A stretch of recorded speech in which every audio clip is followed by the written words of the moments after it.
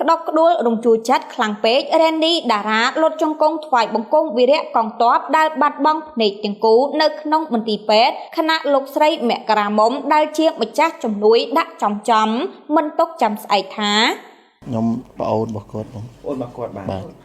អូនថ្លៃបាទអាការៈបងប្រុសចាំមិនឥឡូវបងគាត់របួសគាត់ប្រសើរជាងមុនបងតែស្ថានភាពផ្នែកគាត់គឺអត់ទាន់ប្រសើរអញ្ចឹងណាបងអត់ទាន់ប្រសើរទេបាទតែសម្រាប់ការញ៉ាំការអីមិនដែរបងគាត់ទទួលទេបានទទួលទានបានតិចតួចណាបងទទួលបានតិចតួចនេះនឹងគាត់នៅតែឈឺឬក៏មិនបងឈឺបងឈឺរាល់ថ្ងៃឈឺរាល់ថ្ងៃបាទមុខគាត់ឡើងនេះតែម្ដងណាបងបាទឡើងត្រូវឡើងឆប់មុខហ្មងបងបាទមានសល់កន្លែងណាទេបងមុខគាត់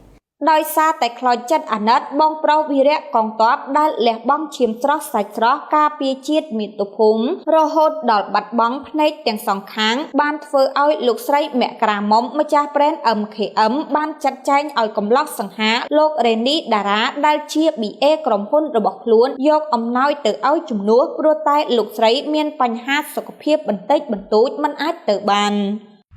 សាប៊ូ collagen MKM មករាមុំដោះបាត់រាល់បញ្ហាលើដងខ្លួនដូចជាសង្វាមុនខ្នងអូរ៉ូរ៉ូម៉ាស់អាឡែហ្ស៊ីនិងបែកអាចរុយជាដើមជួយផ្ដល់សំណើមដល់ស្បែកកាត់បន្ថយស្បែកជ្រូញចាហ៊ុយ XS ផលិតផលប្រទេសជប៉ុនផ្សំពីស្មៅផ្អែមរបស់ជប៉ុនជួយដុតរំលាយជាតិខ្លាញ់ជួយសម្រួលការបន្ទោបង់ស្រួលញ៉ាំមិនធ្វើទុកញ៉ាំលេងស្រកខ្លាញ់ពិតគ្រាន់តែទៅដល់មន្ទីរពេទ្យភ្លាមកំឡោះសង្ហារ៉េនឌីតារ៉ាក្តុកក្តួលរំជួចិត្តយ៉ាងខ្លាំងពេលឃើញសភាពវីរៈកងទ័ពកេងលក់ស្ដុកស្ដឹងបាត់បង់ភ្នែកទាំងគូដោយលោកបានលុតជង្គង់ថ្វាយបង្គំវីរៈកងទ័ពភ្លាមតែម្ដងដើម្បីជាការដឹងគុណលោករ៉េនឌីតារ៉ាបាននិយាយថាបាទថ្ងៃនេះខ្ញុំតំណាងឲ្យបងស្រីមករាមុំបងពីខាងមានផលិតផលខ្មែរតែមួយគឺយកទឹកប្រាក់ក៏ដូចជាផលិតផលអកតិចតួចជូនដល់បងប្រុសវីរៈកងទ័ពបាទដែលបានបាត់បង់ភ្នែកទាំងគូបាទបងបាទដោយសារការពារជាតិមាតុភូមិយើងបាទថ្ងៃនេះថវិកាប្រហែលដែរជូនទៅដល់បងថ្ងៃនេះបងស្រីមករាមុំឲ្យខ្ញុំយកមកជូនបងប្រុសចំនួនបាទ1លាន6សែនបងបាទ1សែនបាទតែយើងឆ្នាំហៅថា1លាន60ម៉ឺន60ម៉ឺនបងបាទចង់ដឹងថាបងទៅជាអ្វីជាមួយគាត់ដែរបងខ្ញុំប្អូនរបស់គាត់បងអូនរបស់គាត់បាទអូនថ្លៃបាទអាការៈបងប្រុសចាំមិនឥឡូវបងគាត់របួសគាត់ប្រសើរជាងមុនបងតែស្ថានភាពផ្នែកគាត់គឺអត់ទាន់ប្រសើរអញ្ចឹងណាបងអត់ទាន់ប្រសើរទេបាទតែសម្រាប់ការញ៉ាំការអីមិនដែរបងគាត់ទទួលទេបានទទួលទានបានតិចតួចណាបងទទួលបានតិចតួចនេះនឹងគាត់នៅតែឈឺឬក៏មិនបងឈឺបងឈឺរាល់ថ្ងៃឈឺរាល់ថ្ងៃបាទមុខគាត់ឡើងនេះតែម្ដងណាបងបាទឡើងត្រូវ